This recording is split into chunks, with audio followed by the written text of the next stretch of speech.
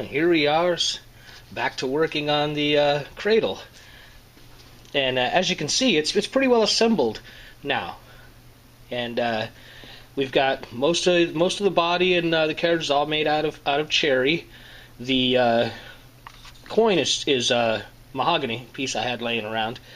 And I went ahead and went with pine on the dowels for the axles, mostly because while I was worried before when I had the cherry wheels, see how narrow they are, because I'm going to be spreading that weight out over a much thicker wheel with the oak, I'm not too worried about that being pine.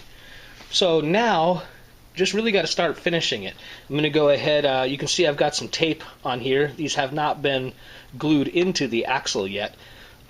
This is so I can go ahead and stain this part of each axle cherry, and then I'll be staining the wheel sides also cherry to try and match up a little bit with that. It probably won't come out perfect because it never does, but we'll give it a try. It'll at least look somewhat matching when it's all done.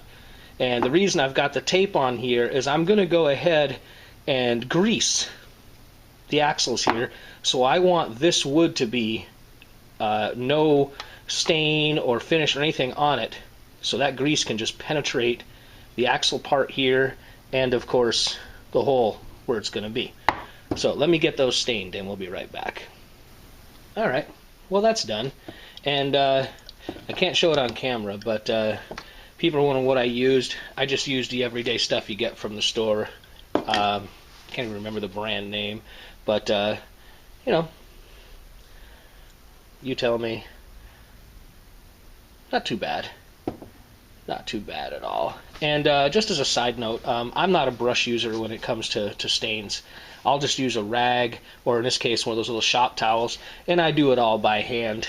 It gives me a little bit better control, and you know, for those of you beginners out there, I usually will go ahead and if you go against the grain with your rag, it sometimes comes out a little darker. Some people will say only go with the grain. You know, me, I don't think it really matters, except that when you're finished, when you're doing your last bit, make sure you go with the grain, because while there shouldn't be any, you know, quote-unquote runs or drips or anything like that. You should get all the extra off. At least if you have any kind of little problem and you go with the grain, it won't show. So, you know, do that. Now, we got to let this dry a little bit, and then we'll move on to the next step. All right. Well, there is the cannon with all its wood pieces done. I'm going to move my stool out of the way. And this is pretty much all the woodwork. There's still the metal work to do, but with Christmas right on top of us right now, I'll just get this update out, I don't know, sometime before New Year's. But I just wanted to show you, I know seems to be a bunch of people following this. So, say it's mostly cherry, and I had to use the oak, but I went ahead and tried to stain it up a little bit so it would kind of look all the same.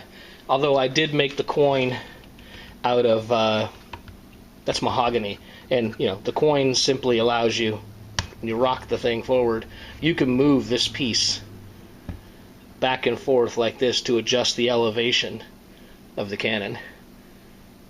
Not that you'd want to have it elevated very much. Well, actually, very little, because if you have that thing down like that, it's going for a ride when you set it off. So most of the times I've fired it, that's about the way it's been right there. But I can raise the back up a little bit more. But that's where we are now. And I just want to get this update out.